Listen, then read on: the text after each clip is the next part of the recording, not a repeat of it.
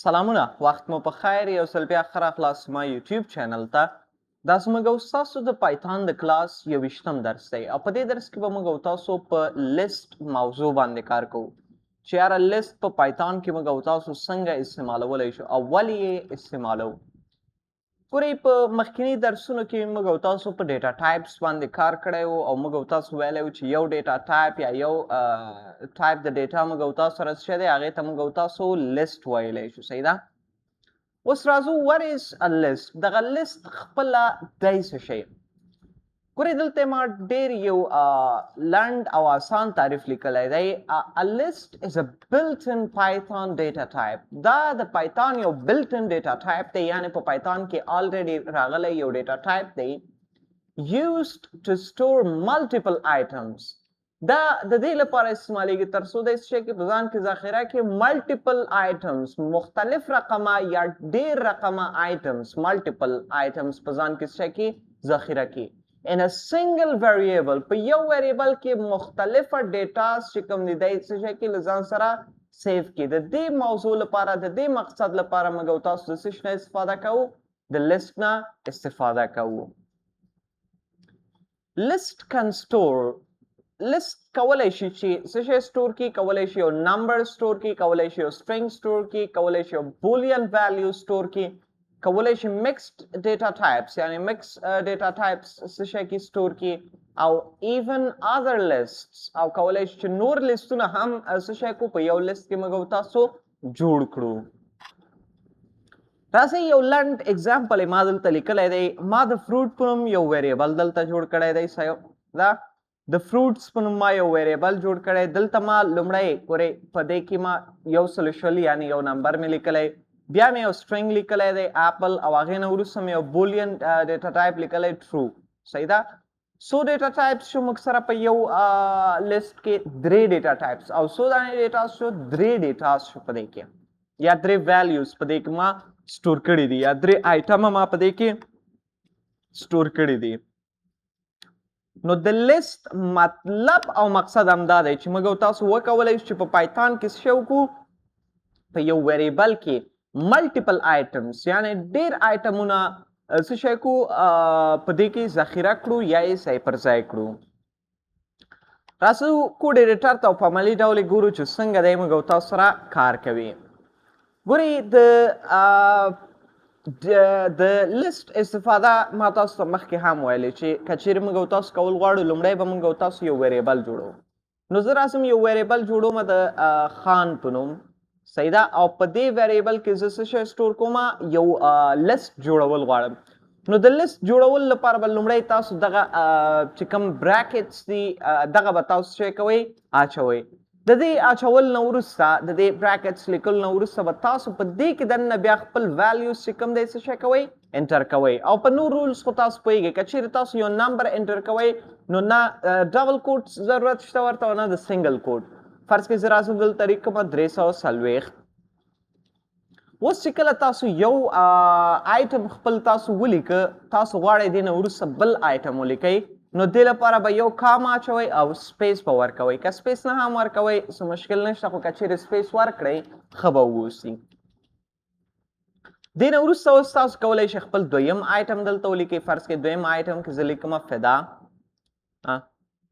او له دې نه وروسته بیا کامه واچوئ بیا سپیس اوس دریم خپل ویلیو ورکړئ فرض کې زه راځم دلته لیکمه چې او عثمان نو درې ویلیوګانې ما درې آیټمز ما په یو ویریبل کې څه شی کړه سټور کړه اوس زه کولی شم له دوی نه دا یې پرنټ هم کوم له ځانه سره زه راځم پرنټ او زه ورته یم چې د خان په نوم چې کوم ویریبل دی دا در سره پرنټ کا او زه راځم دی رن کومه رن کول نه وروسته به دا ټول موږ سره داسې شکل کې پرنټ شي ګورئ لومړی دا موږ سره پرنټ شو دویم دا موږ سره پرنټ شو دریم ورپسې دی هم موږ تاسو سره پرنټ شو دا خو شوه د دې موضوع چې څنګه موږ تاسو کولی شو د لیست نه استفاده وکړو ولې د لیست نه استفاده کوو why do we use lists ولې موږ تاسو د لیست څخه استفاده کوو ګورئ فرض کړئ ما سره د شاګردانو نمونه پکار دي صحیح ده او ټوټل ما سره دي 15 یا 4 یا 10 شاګردان نو without a list د یو لیست نه بغیر زه مجبور او مکلف یم چې دا دغه شکل سره ولیکم. لومړی به یو ویریبل جوړوم د سټوډنټ 1 په نوم، بیا دویم ویریبل د سټوډنټ 2 په نوم، بیا دریم ویریبل د سټوډنټ 3، بیا همداسې څلورم ویریبل د سټوډنټ 4 په نوم. او زه مجبور یم چې تر اینډ پورې همداسې کار وکړم. نو څومره ځای موږ نه ونیو، څومره وخت یې موږ نه ونیو، ډېر وخت نیسي که نه موږ او تاسو نه دا لیکل او دا هر ځل ځای پر ځای کول. نو د همدغه پر ځای که چیرې موږ او تاسو د یو لیست څخه استفاده وکړو نو دا به موږ او تاسو سره ډېر اسانه اوسي. فرض کړئ زه راځم همدې کار لپاره د لیست نه استفاده کوم. زه راځم دلته یو ویریبل جوړوم د سټوډنټس په نوم، او په دې کې زه یو لیست جوړول غواړم. نو لیست به زه جوړ کوم پکې، او د شاګردانو نومونه به زه پکې ولیکم. فرض کړئ لومړی ما خپل نوم ولیکه، همداسې له دې نه وروسته زه راځم یو بل نوم ورته لیکم عثمان، همداسې زه ورته بل نوم لیکم، دې نه وروسته د سراج، همداسې دې نه وروسته زه ورته بل نوم لیکم او دې ته نوم ورکوم فرض کړئ محمد، او دې نه وروسته زه بل نوم هم لیکم ورته، او دلته ورته لیکم چې ادریس.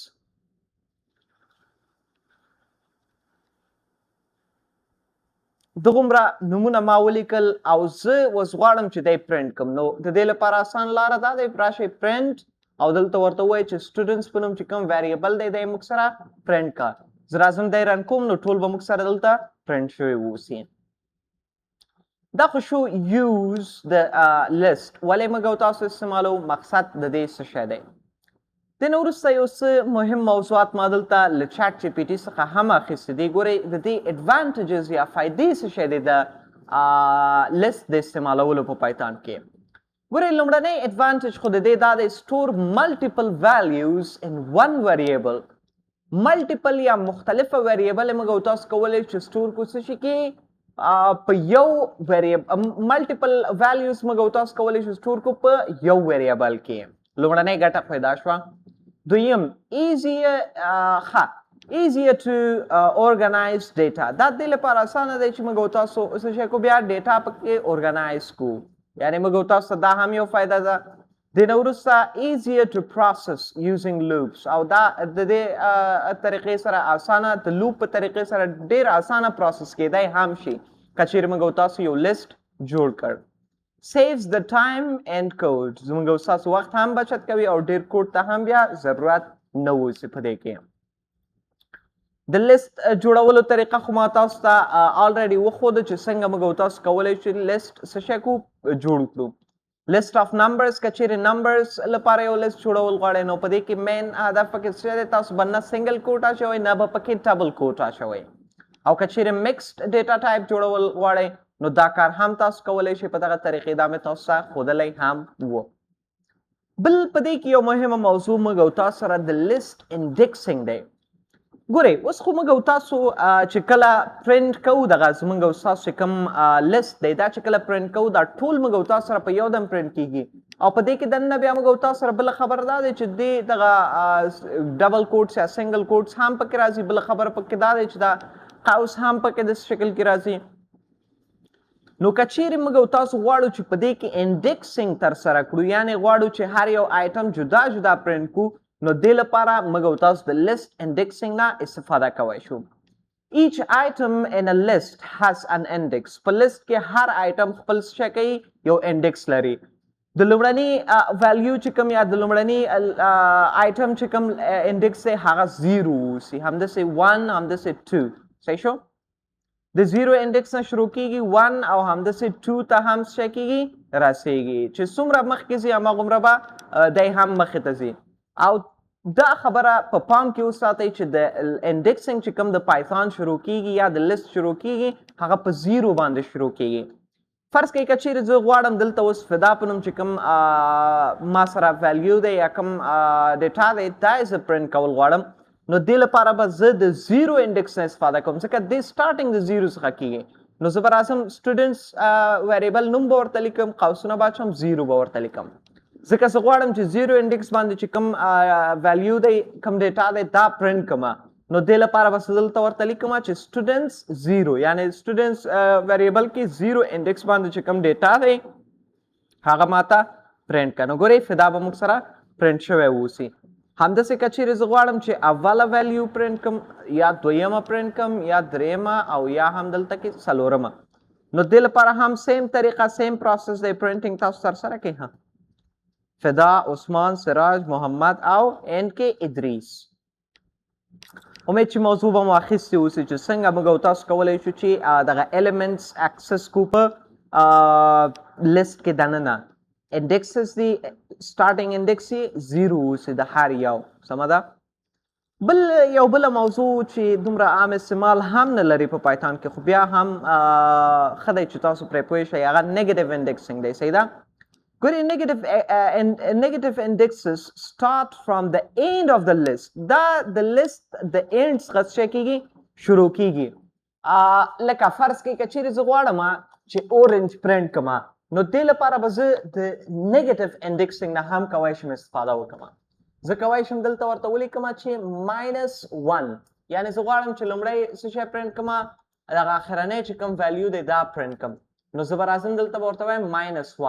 -1 لیکلو نه وروسته ګورئ دغه ویلیو به لومړنی ویلیو چې کوم د اینډینګ دی دا به ما سره پرنټ کېږي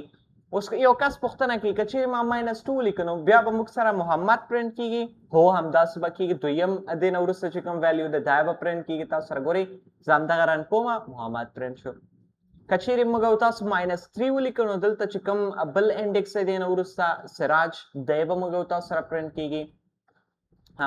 او که چیرې موږ او تاسو دلته ورته بل څه ولیکه 4 موږ او تاسو ولیکه او دی ما رن کړ نو ګورئ دلته به موږ او تاسو سره څه شی کېږي عثمان پرنټ کېږي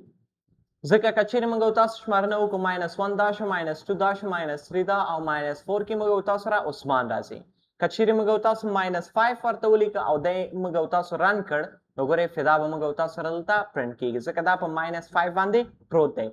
نیگیټیو انډیکسینګ یعنې تاسو سرچپه انډیکسینګ که چیرې کله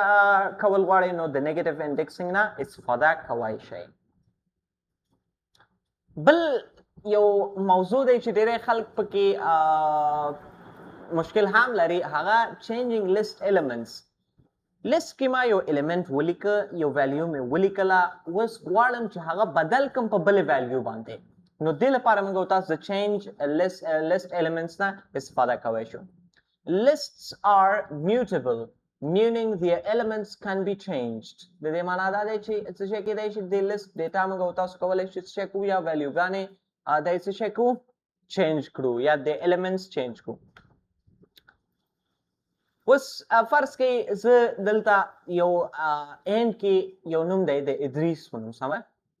زه غواړم دا چینج کړم په یو بل نوم باندې نو دې لپاره زه کولی شم چې دغه ساحې کې زه راشم همدلته ورته او دلته ورته ولیکم چې لومړی به د ویریبل نوم موږ او تاسو سره سټوډنټس دی براکټس دغه به اچو او هغې نه وروسته به موږ او تاسو خپل انډیکس ورته لیکو په څوم انډیکس باندې دی ادریس یا فدا لیکل شوی صحیح ده زه همدغه غواړم چې په فدا محمد چینج کړم نو په 0 انډیکس باندې زه ورته 0 انډیکس انتخاب کا او له دې نه وروسته ته کولی شي بیا دلته دې ورته بله ویلیو ولیکې چې کوم پکې انزرټ کول غواړې نو زه به راشم ایکول علامه ورته اچوم او زه ورته یم چې دې پسې فدا محمد ولیکه او له دې نه وروسته چې کله زه پرنټ کړم نو ګورئ لومړنۍ کې به فدا نه بلکې فدا محمد پرنټ کېږي ولې به فدا محمد پرنټ کېږي ځکه موږ تاسو چې کوم ډیټا و دلته موږ تاسو ورته هغه چینج کړ یا ایلیمنټ موږ تاسو ورته چینج کړ نو په دغه طریقې موږ تاسو کولی شو بیا ایلیمنټ چینج کړو یوازې دا نه چې 0 انډیکس اوس ادریس موږ تاسو سره په څوم انډیکس 0 1 2 3 4 ادریس موږ تاسو سره په 4th انډیکس کې زه راځم 4th انډیکس انتخابوم او دلته ورته لیکم چې دې پسې ته ورته ولیکه ادریس خاکسار او زه راځم دلته ورته بیرته په رن باندې کلیک اخلم نو ګورئ په اینډ کې به ادریس نه بلکې ادریس خاکسار لیکل شوی اوسي بل موضوع موږ تاسو سره د لیست لینث دی ګورئ څنګه موږ تاسو کولی شو د یو لیست لینث معلوم کړو چې په دغه لیست کې څو آیټمه ټوټل موجود دي نو دې لپاره هم موږ تاسو سیم لکه چې څنګه موږ تاسو په سټرینګ کې د LEN نه استفاده کول دلته هم کولی شو LEN به ورته لیکو او دلته ورته لینث کې دننه به دلته ورته خپل چې کوم ویریبل نیم دی دی به ورته موږ تاسو لیکو زموږ تاسو ویریبل نوم سټوډنټس دی سو اوس راځم همدغه رن کومه نو دلته ما سره دی چې کوم هغه دی دی به پرنټ کېږي سو ویلیوګانې دي 1 2 3 4 5 ټوټل 15 ویلیوز دي زما په دغه لیست کې بل یو موضوع دی موږ تاسو سره د اډینګ آیټم صحیح ده چې څنګه موږ تاسو کولی شو چې آیټمز په خپل لیست کې اډ کړو د اپنډ په نوم یو فنکشن دی همداسې دی نه وروسته انسرټ په نوم یو فنکشن دی ایکسټینډ په نوم فنکشن دی ریمووینګ آیټمز او داسې نور یو څه موضوعات دي په دې کې چې انشاءالله په دې موضوعاتو به موږ تاسو په را روان لیکچر کې کار کوو نو د نن لپاره همدغومره بس دی له تاسو څخه مې وړه هیله ده زما یوټیوب چینل در سره سبسکرایب کړئ د بل آیکن هم در سره کېکاږئ او کوشش کوئ زما یوټیوب چینل له خپلو ملګرو سره هم شریکوئ تر څو هغوی هم له دې درسونو څخه برخمن شي او ګټه ترې واخلي تر بیا د خدای په امان ښه وخت